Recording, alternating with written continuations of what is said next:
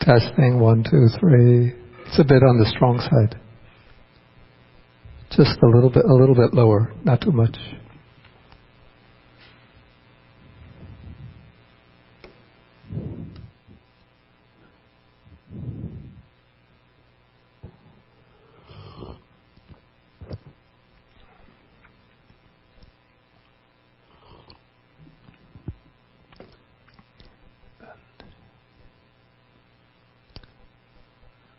Ooh.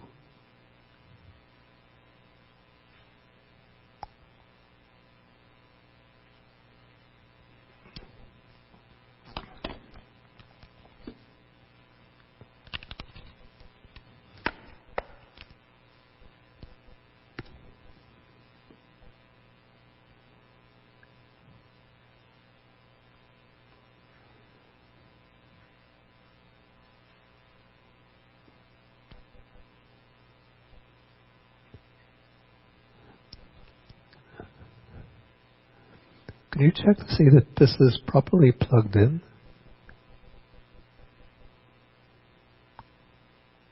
And it's on?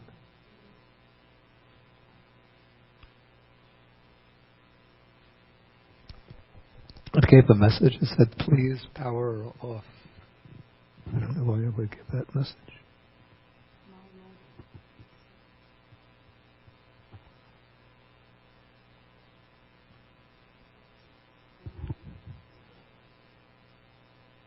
Okay, it seems to be all right now.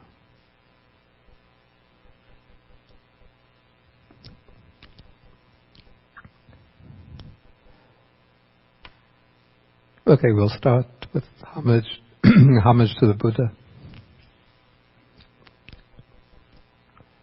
Namo tassa bhagavato arahato samma sambuddhassa.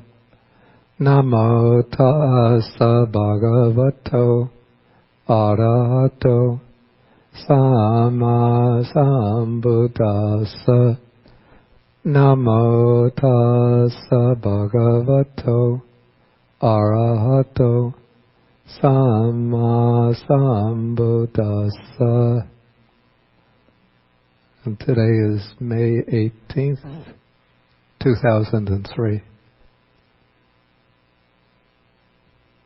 Okay, welcome back everybody who is coming back after a long time. I think we had our last class was middle of December, so it's been about 5 months. Okay, and we are continuing with the reading of the Majjhima Nikaya, and now we are into the chapter called the Brahmana Bhagga, the chapter dealing with the Brahmins, and we're about to start on Sutta number 95. This is called the Canki Sutta. It's a discourse focused around or involving a Brahmin by the name of Canki. And if you don't know the Pali alphabet and you look at the spelling, you don't know how to pronounce this. You think it might be Canki. But the C in Pali is always pronounced like CH, like Ch in church. And so this is like, there's a kind of, what is that, peanut butter company? They have this 2 kinds of peanut butter, smooth, and the other kind is chunky. Skippy peanut butter, yeah. They have smooth or chunky. So this is pronounced chunky.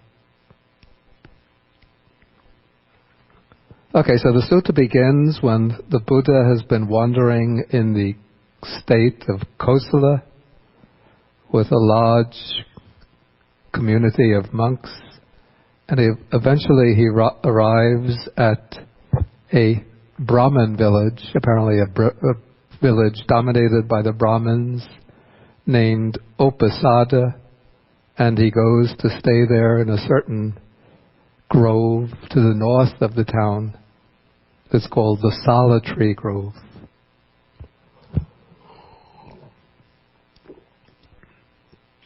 Okay, and then the text explains that on that occasion, the Brahmin named Canki was ruling over Uposatha, which is a crown property that had been abounding in living beings, probably deer and rabbits and other animals, rich in grasslands, woodlands, waterways, and grain. And this was a royal endowment given to him by King Pasenadi of Kosala. So Pasenadi was the king of Kosala, and Pasenadi was also a devoted lay disciple of the Buddha. And if you know, familiar with the text, you know that the Buddha also had his main monastery in the capital of the state of Kosala, the capital of Savatthi.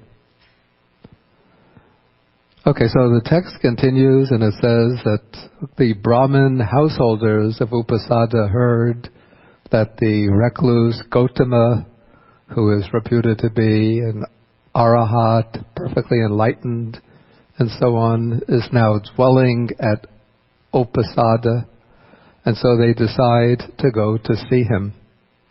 And so we have this scene where the Brahmin householders of Uposatha have set out in groups, and they're going to the north of the city, towards the grove where the Buddha is staying. Okay, now the text continues and tells us that the Brahmin Canki, at the time when all the people are going up to the north to see the Buddha, the Brahmin Canki had retired to the upper story of his palace for his midday rest, and then he sees the Brahmin householders moving up to the north, and then he inquires from one of his attendants, his minister, he says, "Why are so many of these Brahmin householders setting out from the town and moving north in the direction of the Solitary Grove?" And then his attendant explains to him that the ascetic Gautama, whom they call the Buddha, is now staying temporarily in that grove to the north of the city, or the north of the town, and so they're all going to see the Master Gautama. Okay, so then apparently we could see a certain relationship here, that all of the Brahmin householders who are going to see the Buddha are probably just ordinary people. You know, maybe even though they're from the Brahmin class, but they're probably just what we would call working class folk, people who just perform the routine Brahmin duties, or maybe even they're just ordinary householders who are presided over by particular Brahmins. But the Brahmin Canki appears to be what we would call upper class, so a very high-ranking Brahmin. And he is said to live in a mansion or a palace. He has attendants, and apparently he doesn't know everything that's going on, whereas the ordinary Brahmins are sort of hipper to what's going on in the town. Okay, so the Brahmin Canki, when he finds out that this great ascetic called the Buddha is living close to the town, he sends a message down. He asks his minister to go and tell the other Brahmin householders that I too want to go see the recluse Gautama.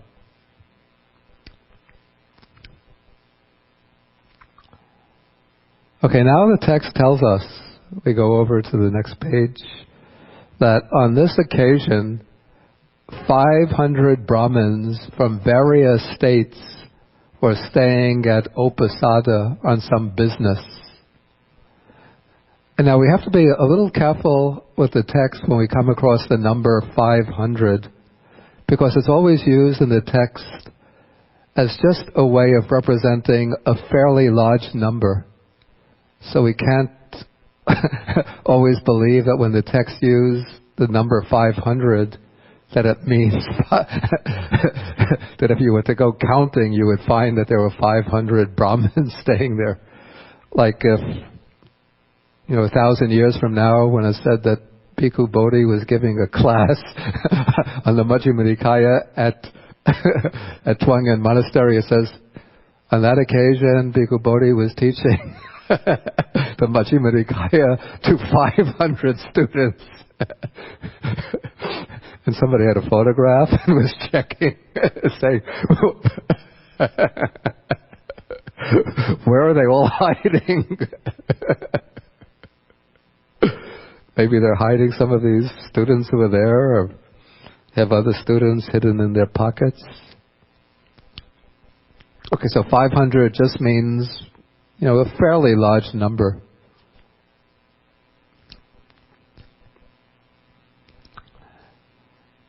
Okay, and apparently these Brahmins who had come to Uposatha must also have been high-ranking Brahmins. First, because apparently they're not going to see the Buddha. And then we'll see the other reason why we can infer that they were high-ranking from the argument that they're going to use against Canki. Okay, so these Brahmins have heard that this Brahmin Canki, who seems to be one of their own rank, very high-grade Brahmin, is going to see the recluse Gautama. And so they must have been disheartened, even shocked about this. And they come to the Buddha in order to dissuade him from going. And now from the text, we know that we can infer that the relationship between the Brahmins and the Buddhists, the Buddha and his own followers, was not always smooth and harmonious. From some of the very recent studies that have been done on Indian culture, it's now been determined that we can't say that Indian culture of this period was uniform and homogeneous, but rather there seem to have been two main pockets of Indian culture in this period. One was centered or based in central India, the area which now corresponds to Delhi. It's the area was called the Kuru country of that time. And in that area, the Brahmins were dominant and Brahmin culture prevailed. But in the northeast, particularly the state of Magadha, where the Buddha often resided, a kind of different culture was prevailed. A culture in which it seems the Kshatriyas, that is the aristocrats, the rulers, the warriors, the administrators, were the dominant community. And in that culture, the sort of main religious inspiration came from the Shramanas, the wandering ascetics, amongst whom the Buddha was a member. And now the Brahmin culture from the central India was spreading out to the east, trying to take over, to infiltrate and dominate the Shramana-based culture of eastern India. And so when the Brahmins speak about the Shramanas, the wandering ascetics, they often speak about them in denigrating terms. They sometimes call them mundaka, which we might translate as baldy heads, or Shamanika, like little ascetics, and they disparage them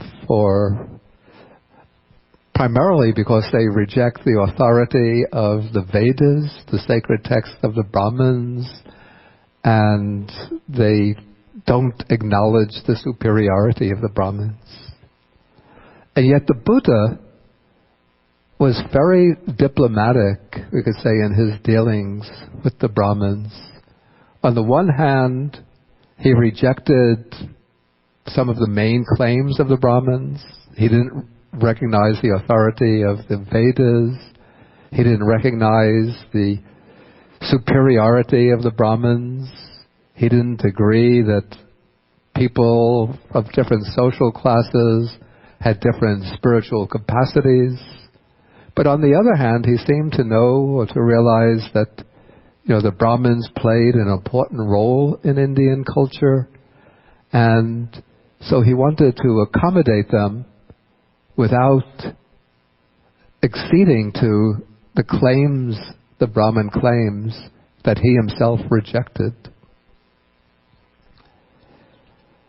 Okay, so in some texts, we see the Buddha taking the word Brahmin and then investing it with a new meaning, a meaning which is perhaps intended to capture the original significance of the word Brahmin.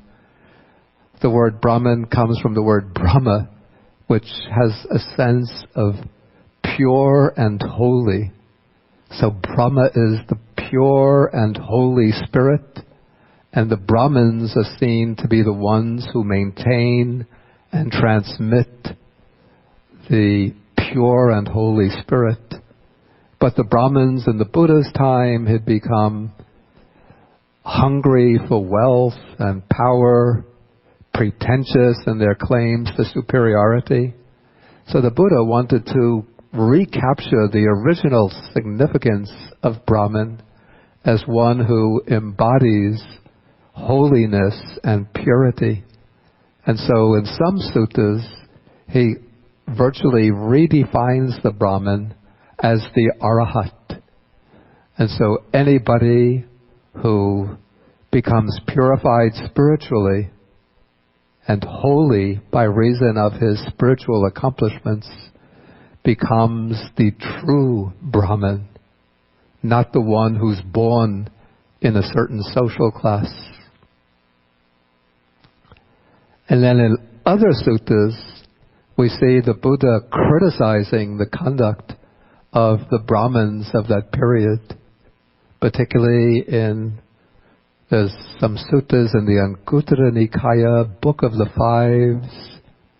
I think it's around 180, 83, 84, 183, 184, 185, where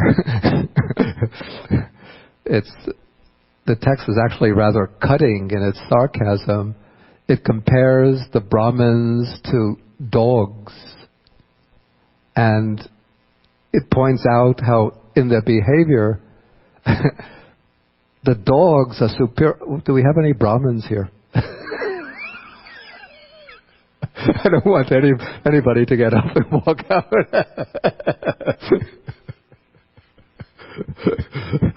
Let's think about how in some respects the dogs are superior to the Brahmins in their behavior. Like it says that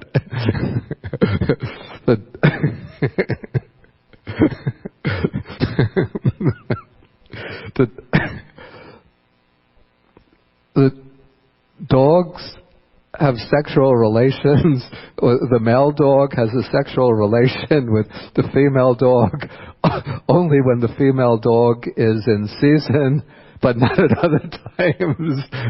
Whereas the Brahmins have sexual relations at any time. And I think it says that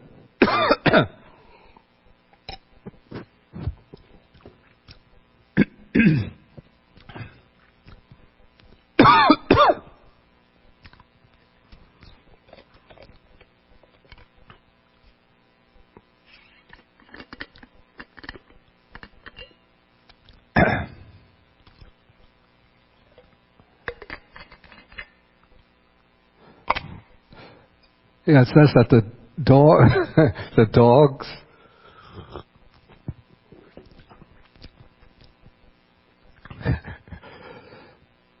when they get hungry, then they go to the village to beg for food, and they eat what they want, and then they go back to their homes.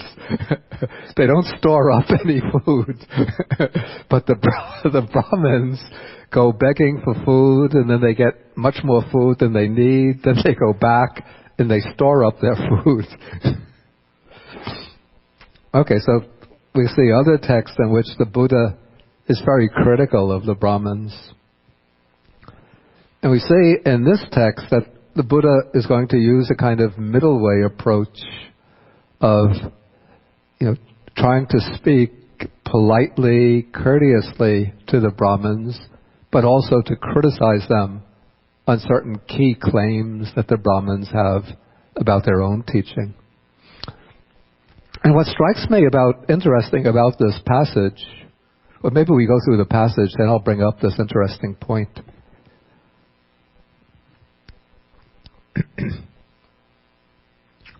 Okay, we're coming back now to this situation where the visiting Brahmins from out of state have heard that Canki, their colleague, is planning to go up to the north to see the Buddha. And so they come to him, they ask him whether it's true, he says that it's true, and now they're going to start with a long argument trying to convince Canki not to go see the Buddha. But rather they're going to argue that there are other reasons why the Buddha should come to see you. And in coming to see, it means not just to visit, but in a sense to pay respects. Okay, so the Brahmins launch into their argument. I'm in section 8 now, so that they say, do not go to see the recluse Gotama. It isn't proper for you to go see the recluse Gotama. Rather, Gotama should come to see you. And now he's giving the reasons. For you, sir, are well born on both sides of pure maternal and paternal descent, 7 generations back, unassailable and impeccable in respect of birth. And you see, the Brahmins, they give a lot of attention to family background. In order to be worthy of respect, you have to come from, in their view, to have parents, mother and father, who are both unadulterated Brahmins going back at least 7 generations. Okay, so this is, we say, the first reason, the reason based upon birth or family lineage. The second reason, you, sir, are rich with great wealth and great possessions. So, the Brahman viewpoint is almost quite materialistic. Whoever has the most wealth is the most worthy of respect. Whereas originally the Brahmins were to be living lives of partial renunciation, and it's still a value cherished by the Brahmins.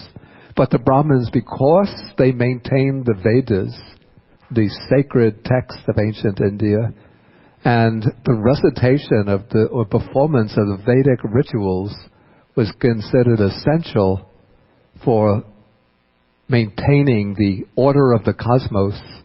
So the kings and rulers, they would have the regular ceremonies performed in their states in order to, in their view, to preserve the well-being of the nation. And they had to rely on the Brahmins and invite the Brahmins to perform the sacred rituals. And in return, everything is based on exchange.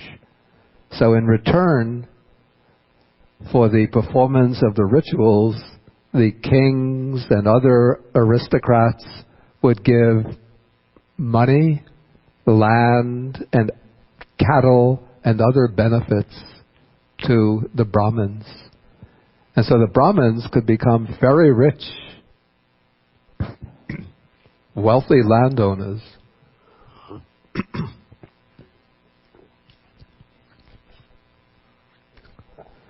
Okay, so we can say a second argument or an important value of the Brahmins is wealth. The third argument is based on learning or knowledge. So you, sir, are a master of the 3 Vedas with their vocabularies, liturgy, phonology, etymology, and the histories is a 5th. You are skilled in philology and grammar, fully versed in natural philosophy, and in the marks of a great man.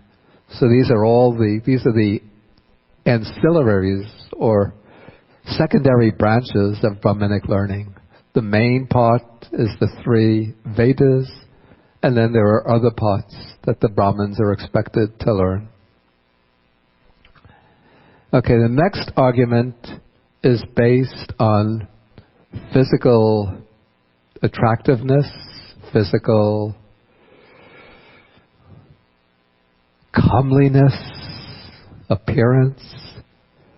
So you, sir, are handsome, comely, and graceful, possessing supreme beauty of complexion, with sublime beauty and sublime presence, remarkable to behold. Seems a little puzzling to see a Brahmin praised as though he were a beauty queen. But this is one of the arguments used. Okay, then the next one, the 5th ground, is virtue.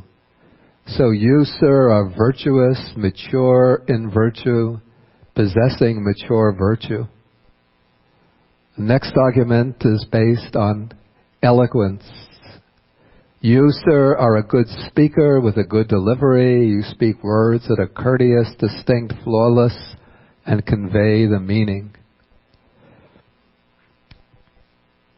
Then the next is related to status as a teacher. You teach the teachers of many.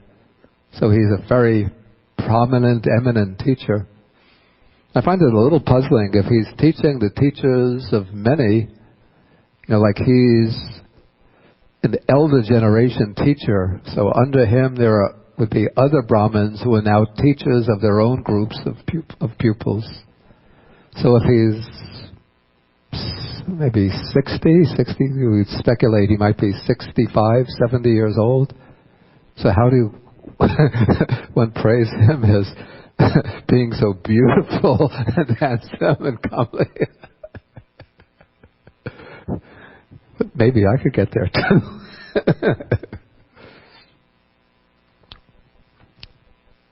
Okay, so he teaches the teachers of many. And then the next argument is based on, you could say, esteem and honor. So you are honored, respected, revered, venerated, and esteemed by King Pasenadi of Kosala, by another elder Brahmin named Pokarasati. Okay, so this is based on esteem. And then the next argument is based on property. This is related to the possession of wealth. So you rule over Upasada, a crown property given to you by King Pasenadi of Kosala. So for all of these reasons, you shouldn't go to see the recluse Gautama, but the recluse Gautama should come to see you. So if we look at these reasons, we can see that some are superficial and some might be like authentic religious or spiritual values. Let's go through them. Birth or family lineage, would that be spiritual or superficial? Yeah, superficial. Wealth, superficial. I should hope so. Learning. It seems learning could be a middle ground, depending on whether it's just, intellectual knowledge or whether it's used. Physical beauty.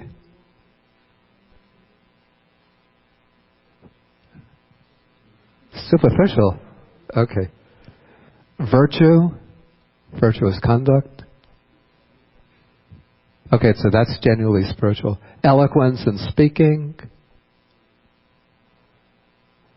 It's, middle ground. It could swing either way. Okay, having a lot of students. I think that could swing either way.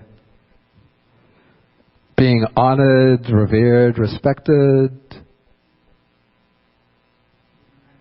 Yeah, it seems it could go either way. But let's say that there's nothing intrinsic in that, but it depends on what one is being revered and respected for. And then property, having crown properties. Spiritual or superficial? Okay, superficial. Okay, so the visiting Brahmins give all of these arguments why the Buddha should come to see Canki. But now Canki, the Brahmin Canki, replies to the Brahmins, and he says, now listen to me, why it is proper for me to go see Master Gautama, that's the Buddha, and why Master Gautama shouldn't come to see me.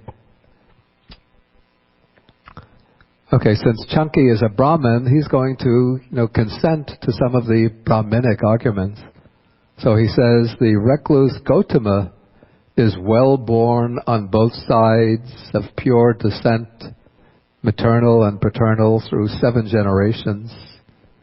So the Buddha isn't a Brahmin, but he's from a pure Kshatriya descent. And so the Brahmins, even though they claim to be superior to the Kshatriyas, but they still had a high regard for the Kshatriyas. Okay, so this is the first reason. Okay, now, and that's something that both the Brahmins and the Buddha have in common. Pure family lineage. But now comes a difference. The recluse Gautama went forth abandoning much gold and bullion stored away in vaults and in lofts. So now, what is the virtue that's being praised here in the Buddha? In one word? Speak up. Exactly, renunciation. But, if he just was living an ordinary, just like an ordinary householder with maybe a house, a little plot of land, struggling by on a moderate income, and he renounced nothing special, but he comes from a very wealthy, aristocratic family, even according to legend, the son of a king. So he gave up much gold and wealth stored away. Okay, next, the recluse Gautama went forth into homelessness while still young, a black-haired young man endowed with the blessing of youth in the prime of life. So again, this is renunciation, but here, what's being indicated is, you see, amongst the Brahmins, or at least in theory, there was a kind of theory that the Brahmin should study with a teacher up till the age of 24. At the age of 24, he leaves his teacher. Then he has the option, which almost all took with a few exceptions, to marry and start a family. from the age 24 to the age, I think, of 48. They live the family life. Then at 48, one becomes what's called the vanaprastha. One sets out for the woods. That is, one could go with one's wife. The children now go off. They're on their own. And one lives a very simple life on the edge of the woods, devoting oneself to, again, to more religious study and more religious practices from 48 until, 62, something like that. Then at the age of 62 or so, or 64, then one gives up everything and becomes what they call sannyasi, or paribhajika, a wandering ascetic. So, the idea is that when you get to be old, that's the time for renunciation. But when you're a young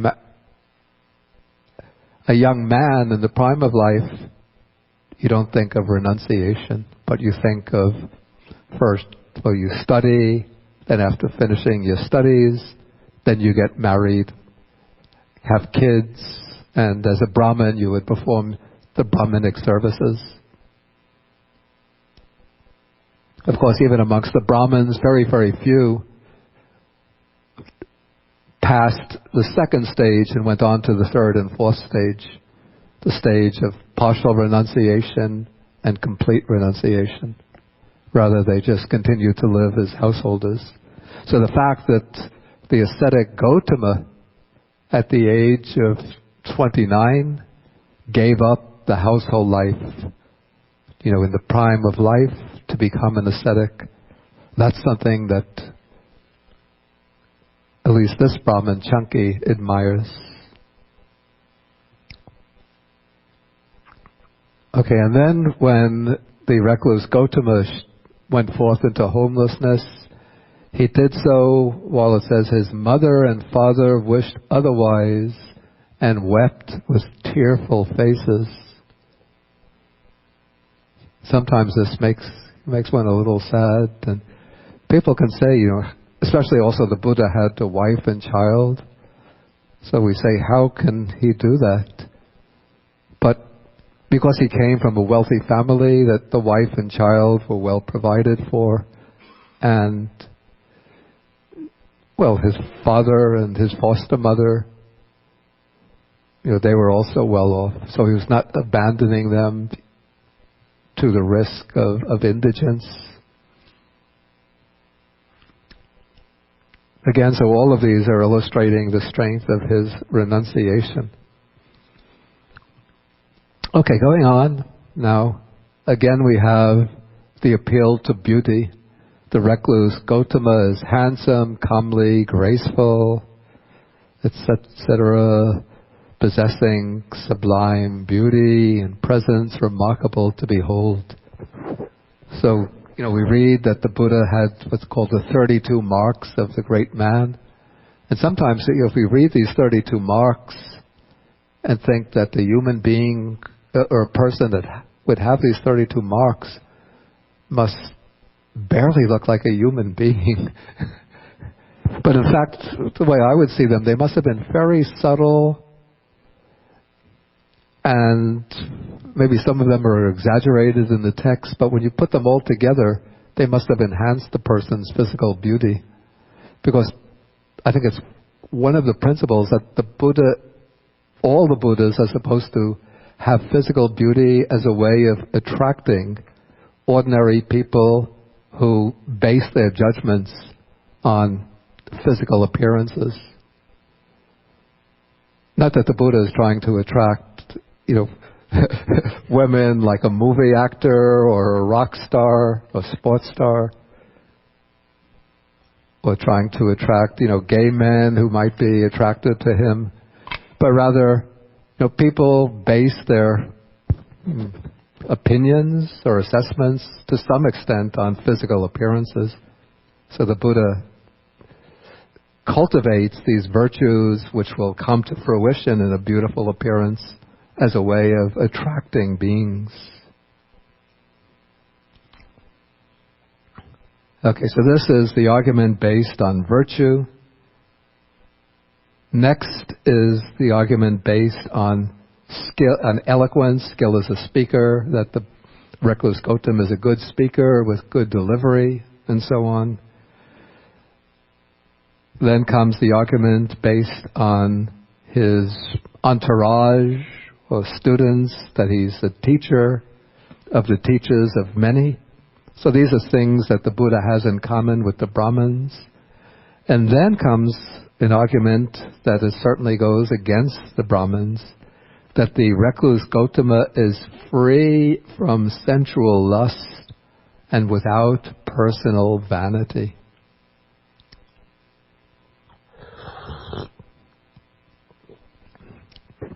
So these are qualities that the Brahmins themselves didn't have, because the Brahmins did marry and raise families, so they had sensual desire. And some of them, according to the Buddhist texts that are critical of the Brahmins, point out how the Brahmins were not even satisfied. I think this comes maybe in the Sutta about the dogs, though I might be wrong about this, but I think the argument goes that when a dog takes a partner dog, it remains faithful to the partner dog. But now the Brahmins can't even remain faithful to their own wife, but they have to get many concubines as well.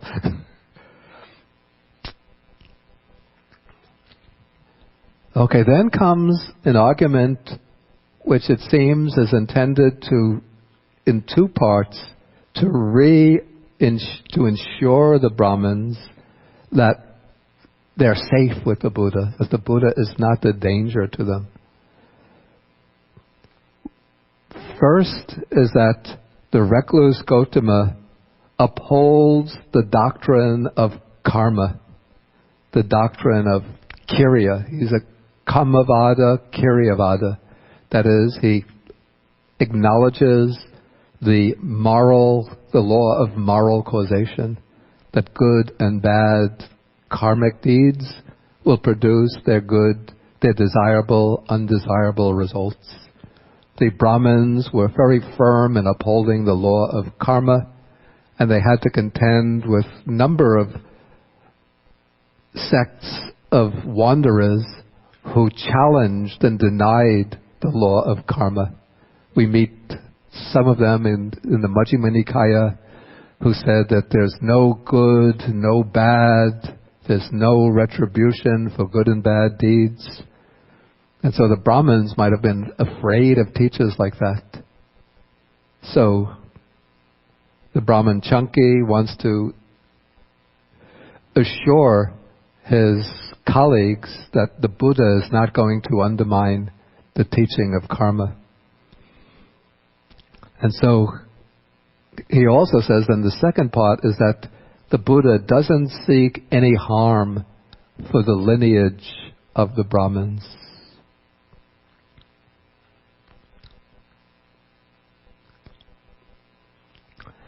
Okay, then the next few arguments just seem to, I suspect that these are just interpolations, the next few sentences into the text, because they just restate the same point stated earlier, that the recluse Gautama comes from an aristocratic family, from a rich family.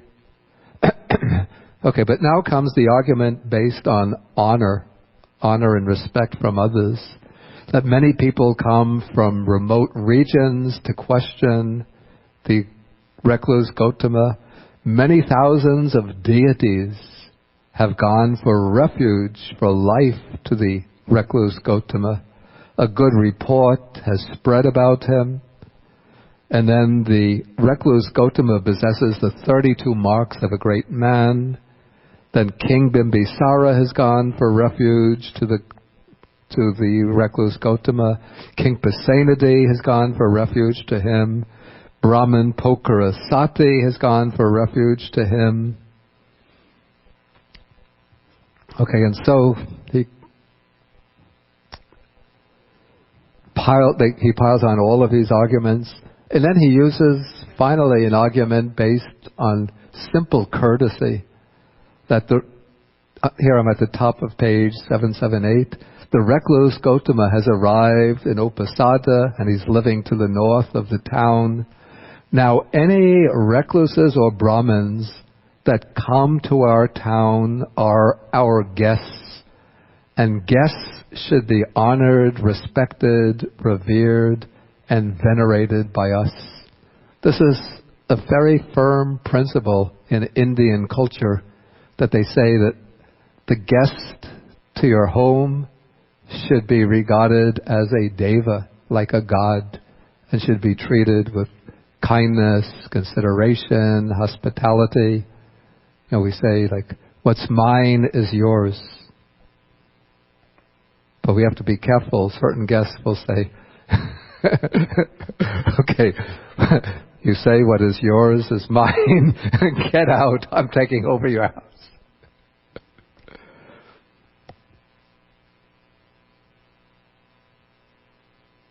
There's a Chinese saying that I heard, it's easier to invite the gods to your home than it is to get rid of them.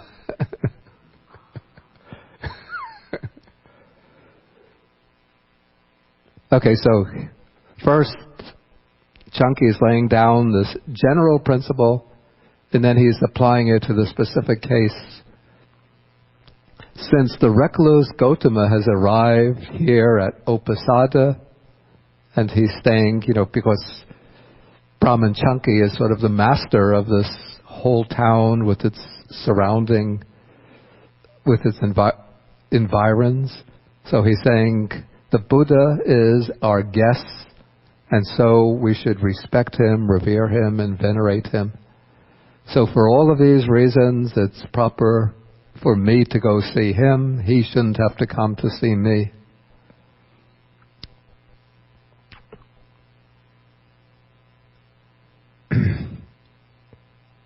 Okay, then the Brahmin Canki adds another few sentences which are going to build up and intensify his praise of the Buddha. He says, this much is the praise of Master Gautama that I have heard or learned, but the praise of Master Gautama is not limited to that, for the praise of Master Gautama is immeasurable.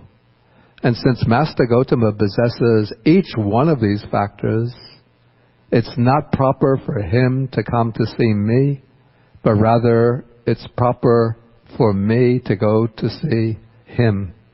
And therefore, let's all of us go to see the recluse Gautama. And so thereupon the Brahmin Canki, together with all of his visiting Brahmins, they all went to the Blessed One and exchanged greetings with him.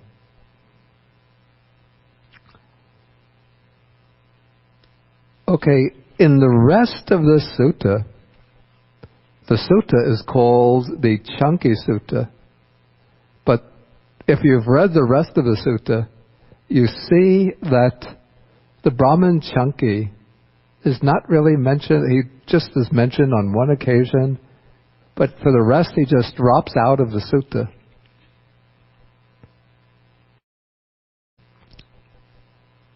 And so this raises, in my mind, a little suspicion.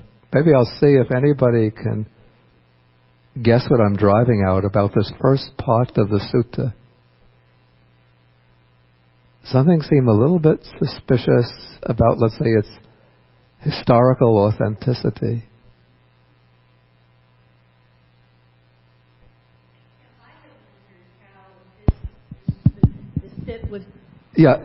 With Canki had lasted over hundreds of years because neither Ananda nor the Buddha were there to tell the story. Exactly. Yeah, that's exactly the point that I had in mind.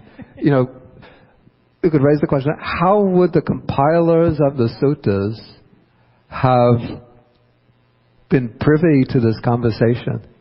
They weren't there.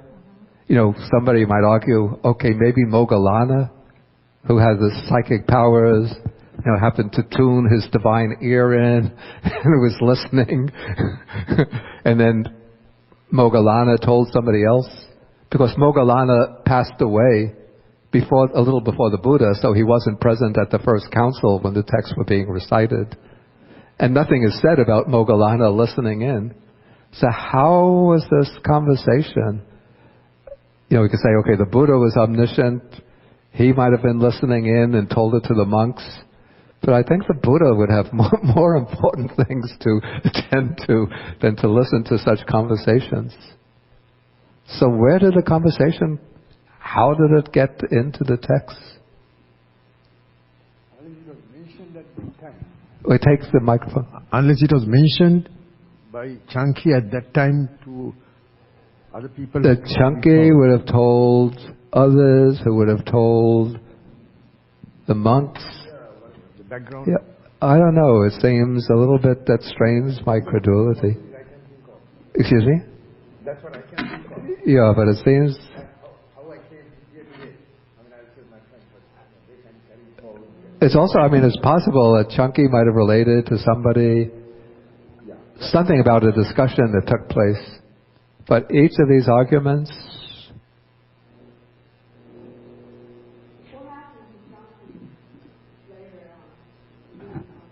Nothing is said anyplace else in the text about him. I don't think he reappears in any other suttas. Anyway, so this is a question that I bring up. And it seems to me that, we could see this conversation as having what I would call a strategic purpose. On the one hand, showing how trying to establish a harmonious accord between the Brahmins and the Buddhist community, because it shows that certain qualities that the Brahmins are praised for, the Buddha also possesses. Good family lineage, physical beauty, eloquence in speaking, a large following. So, and then also emphasizing that the Buddha upholds the law of karma and intends no harm for the Brahmins. So on the one hand, it's attempting to, placate the Brahmin community and saying, we can get along harmoniously. Don't have to worry that we're going to be, challenging you. But on the other hand, it's also showing that the Buddha, in certain respects, is superior spiritually to the Brahmins, because the Buddha has renunciation, the virtue of renunciation. He's free of sensual lust, and whereas the Brahmin Canki is honored and respected by King Pasenadi and other high-ranking rulers of the time. The King Pasenadi and King Bimbisara, together with their families, have gone for refuge to the Buddha. Okay, so all of this is, I would say, very important. Exercising a kind of strategic function in sort of balancing cordial relations with the Brahmins with a firm line of the spiritual superiority of the Buddha.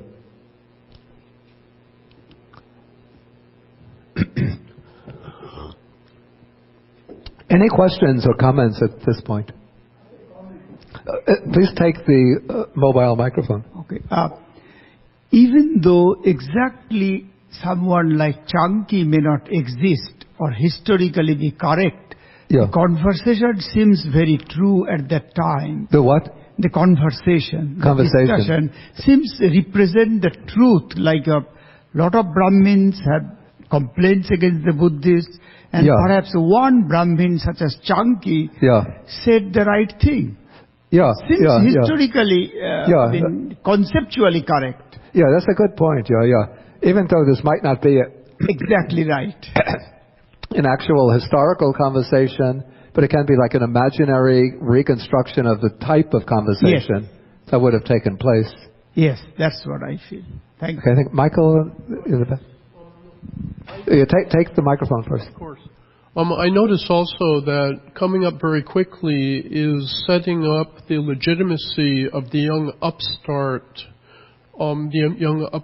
Brahmin, and the young whose name I can't pronounce. Yeah, his name is after you. Kapatika. Kapatika, and it's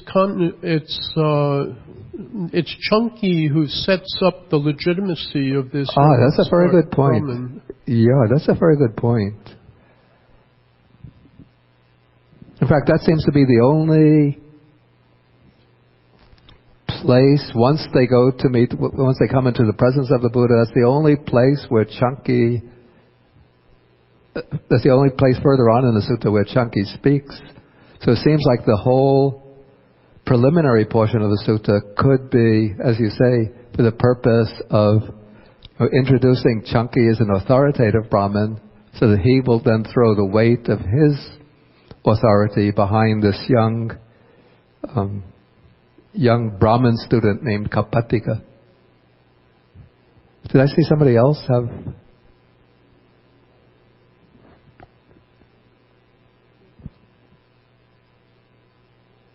Okay, so let us go continue then into the rest of the sutta. Okay, so now this whole, see this whole first, the large crowd of ordinary, householder Brahmins has already gone into the Buddha's presence, and now this fairly large group, perhaps 500, we don't know, of eminent Brahmins, distinguished Brahmins, headed by Canki, has now gone up to the north to see the Buddha. And so, after they exchanged the courteous greetings, so we read that on that occasion, the Blessed One was seated, finishing some amiable talk with some very senior Brahmins. So apparently there were already distinguished Brahmins who were up there speaking with the Buddha. And then we read, is that a telephone? Excuse me? Oh, okay. So at the time in the assembly there was a Brahmin student named Kapatika. I don't think we encounter him anyplace else, only in the sutta. But apparently at the time there must have been these young proteges, like Mozart at the age of 5 was able to compose beautiful compositions, give concerts, at the age of 10, 11. So there were these young Brahmins who were just 16, not even, they called Manavaka, I think, a Brahmin student. But even though he was so young, he had mastered the 3 Vedas and their vocabularies and so on. So he mastered all of the branches of Brahmin learning. And so while the elder Brahmins were talking with the Buddha, this youngster was always trying to break in and interrupt their talk. And so the Buddha rebukes him. And he says, let not the venerable, the word here, venerable, it's not the same word as venerable used for a monk. I think it's more like honorable. Bharadvaja, that would be his family name, whereas Kapatika would have been his personal name. And the Bharadvajas, this was like the cream of the ultra elite amongst the Brahmins. Like, today when they speak about the U.S. economy, sometimes they speak about the 1%, and then they speak about the 1/10 of the 1%. So the Bharadvajas were like the 1/10 of the 1% amongst the Brahmins. So coming from that particular clan, he must have been Kapatika, on the one hand quite conceited, maybe even arrogant, but also he would have been exposed from infancy would have had all of the Brahmin teachings given to him. So that's why he could master them at the age of 16. So the Buddha turns to him and rebukes him and says, don't break in and interrupt us. Your elders are speaking, and just wait patiently until we finish our discussion. Okay, so when this is said, then the Brahmin Canki appeals or makes a polite request to the Buddha and says, please, Master Gautama, don't rebuke the Brahmin student Kapatika, for he is very learned, he has a good delivery, he is wise. I don't remember whether the word used is pandita, which means wise in the sense of learning, or panyava, which means one who has real wisdom. But he's capable of taking part in this discussion.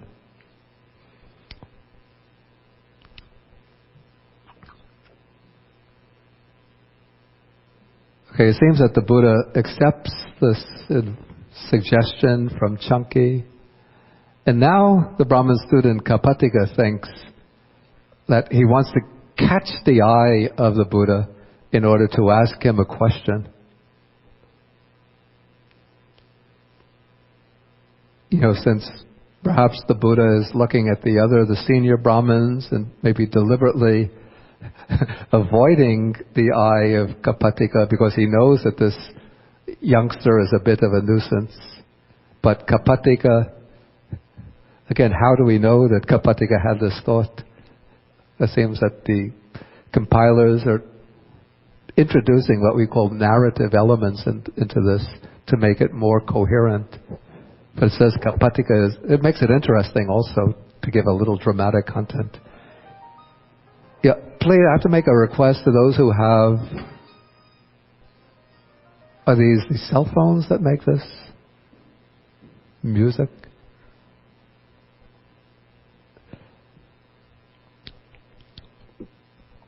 Okay, so...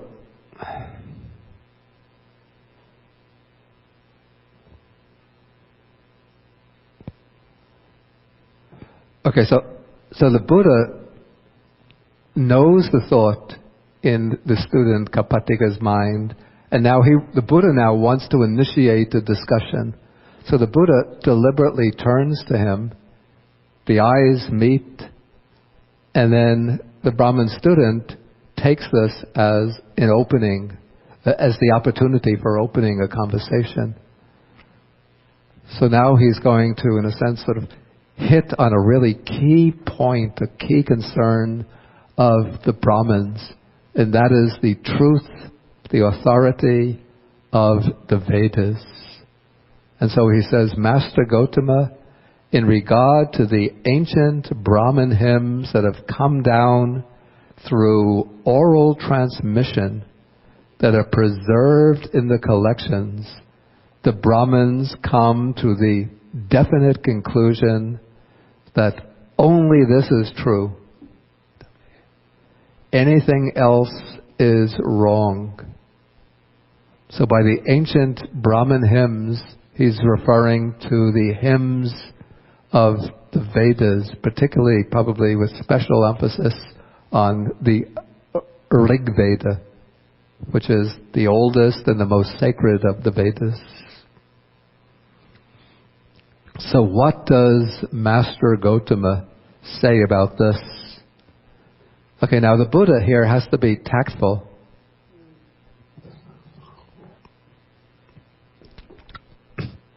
He's surrounded by Brahmins, and this young Brahmin is asking him this kind of, call it explosive question, a potentially explosive question. So if the Buddha were to say, that's just a blind belief on the part of the Brahmins, there'd be an uproar. and the Brahmins might get up angrily and all depart.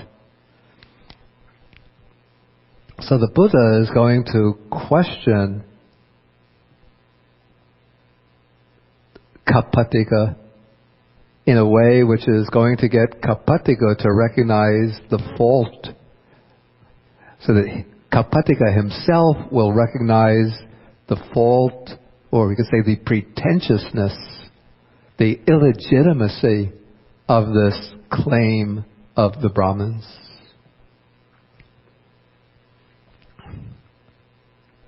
And also by asking the questions in this way, the Buddha is going to open up the opportunity to present a distinction in means of knowledge, ways of knowing.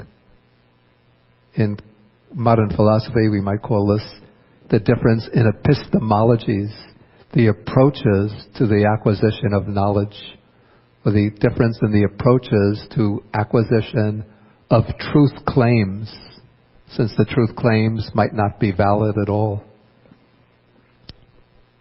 So the Buddha questions Bharadvaja. He asks them, how then, among the Brahmins, is there even one Brahmin who says this about the Vedic hymns? I know this, I see this, only this is true, anything else is wrong. And Bharadvaja has to admit, no, Master Gotama. How then, Bharadvaja, among the Brahmins, is there even a single teacher or a single teacher's teacher going back through 7 generations who says, I know, I see this, only this is true, anything else is wrong? And now Bharadvaja is probably getting a little embarrassed and ashamed, since he probably sees what the Buddha is driving at. But he has to be honest in conversation, so he says, no, Master Gotama. Okay, now the Buddha takes the argument right back to the very beginning, so to speak, and he says, how then, Bharadvaja, the ancient Brahmin seers, the creators of the hymns, the composers of the hymns, the ones who in ancient times chanted, uttered, and compiled the hymns, and who have sent down these hymns in a line of transmission. Then he mentions the names, Attaka, Vamaka, Vamadeva, Vesamita, Yamatagi, Angirasa, Bharadvaja, Vaseta, Kassapa, and Bhagu. I believe that these would be rishis or sages who are mentioned in the Rig Veda. Did even these ancient Brahmin seers, and the word seer here is the word rishi, did they say, we know this, we see this, only this is true, anything else is wrong? I sometimes wonder what would happen if somewhere in this argument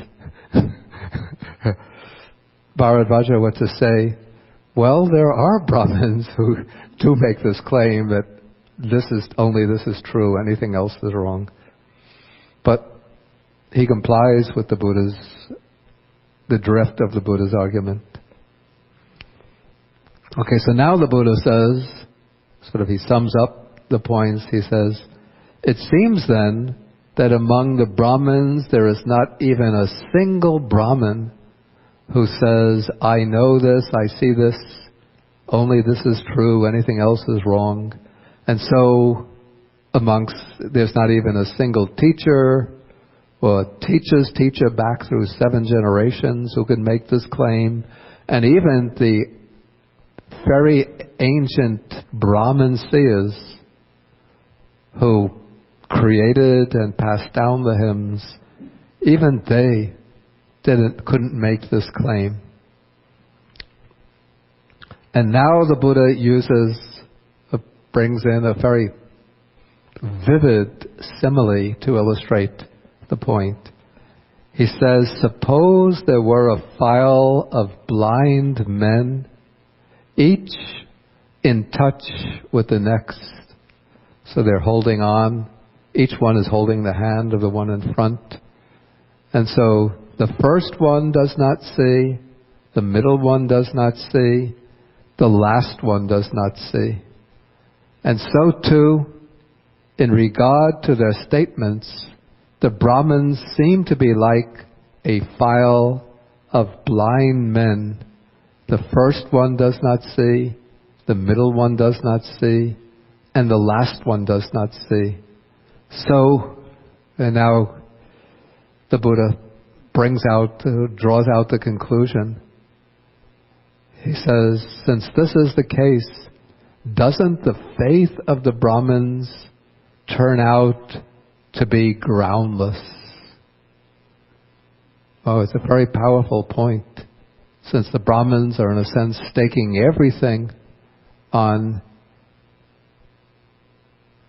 the belief, the faith that the words of the Vedas are infallible, revelations of truth.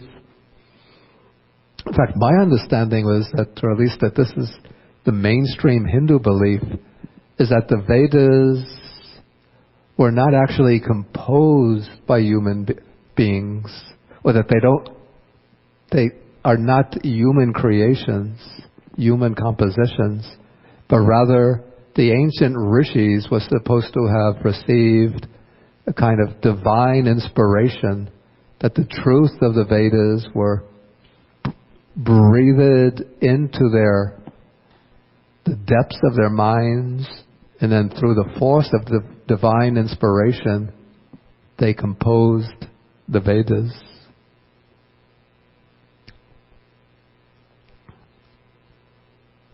Okay, but since none of them make a claim to the truth of the Vedas, to know and see for themselves that the Vedas are truth, then any kind of truth claims about the Vedas, it doesn't mean that what the Vedas say are false, but the faith that what they say is true is groundless. Any questions or any comments about this? Please go right ahead. Okay, this is a comment. I think this is a very crucial logical statement of the Buddha. Yeah. Because the Brahmins, it came generations after generations. Sometimes they didn't write it purposely. They didn't. Write down these slokas purposely, because they wanted to control and pass it on through ears only, through memorization. Yeah, right. Yeah. So they have done this memorization, like chanting of mantras. Yeah. Even now they do that. Yeah. But no one had the courage to tell, yes, I know this to be true. Yes, I heard it myself. Yeah. Then did not. That is the truth. Yeah. And Buddha caught them at their own mistake. Yeah, that seems to be the case. But also we have to remember, in the Buddha's time, religious teaching, spiritual teachings were always passed on orally. There was no writing used from the text, there seems to be no evidence that writing was used at that time. If it was used, it might have been used just if a king was issuing an edict, he would have the edict inscribed on stone, or maybe they would send messages. But in the Buddhist texts themselves, there's no mention of any text being written down. So all religious teachings were being transmitted orally at that time. Yes, my other point is it was purposely done to control. It was, I didn't get that word. Purposely. It was purposely done to control, because they wanted to control the mantras, because this is their territorial power. That I don't know about. I'm not so sure about that. Because it seems that there could have been a general conviction that No, for example, the Gayatri mantra, the most important mantra in Hindu religion, they will only pass it on through your ears. so that nobody else can hear it. Anyway, the other point is, that is why I think my knowledge is that the Buddha taught in the local language, the Pali language. That's so anybody can hear it and know it and understand it. Yeah, the Buddha would have taught in the local language, and he wanted the text to be preserved in the local language. Though the language that we call Pali now, the general consensus of scholars is that it's something of a amalgamation of a number of dialects that were used in northern India, perhaps about 2 centuries after the passing of the Buddha, that would have been closely related to the languages that the Buddha spoke. Any further comments, questions? Okay, then I think we will stop here and then take up the rest of the sutta next week. Originally I was intending to do the whole sutta this week according to the schedule. So now I've started the new semester by throwing off the printed schedule the very first class. But I thought it's rather interesting to go through that the 2 tables of arguments, or the 2 sets of arguments that are used. One, why the Buddha should come to see the brahmin Canki, and the other, why Canki's arguments, why he himself should go to see the Buddha. Okay, so we end with the sharing of the merits, and then after the lunch break, then we come back and say starting 12 o'clock, and we'll have maybe about 30 minutes discussion.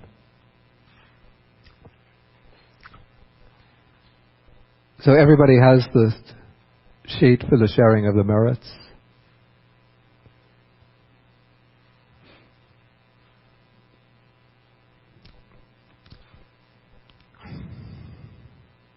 Okay, so we're sharing the merits with the Dhamma protecting devas, the nagas or dragon spirits, the bhutas, the fair spirits, and with all beings, requesting them to protect the Buddha Sasana, to protect the exposition of the teaching, to protect the world, and to, by rejoicing, to achieve all of their good purposes. Akasata chabumata deva naga mahitika punyantang anumoditva chirang rakantu sasanang. Akasata chabumata deva naga mahitika punyantang anumoditva chirang rakantu desanang. Akasata chabumata deva naga mahitika punyantang anumoditva chirang rakantu mang parang. Etavatacham hehi sampadang punya sampadang sabbe devanumodantu sabba sampati siddhya. Etavatacham hehi sampadang punya sampadang sabbe bhutanumodantu sabba sampati siddhya. Etavatacham hehi sampadang punya sampadang sabbe satanumodantu sabba sampati siddhya. Bhavagupadaya avichihetato etantare satakayupapanna rupeya rupicha asanya sanino dukkha pamuchantu pusantu nibuting.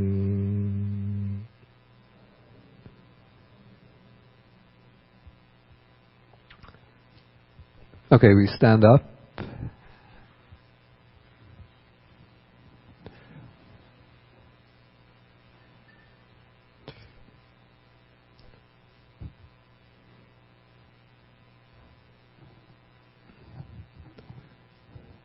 And we end with 3 short bows to the Buddha.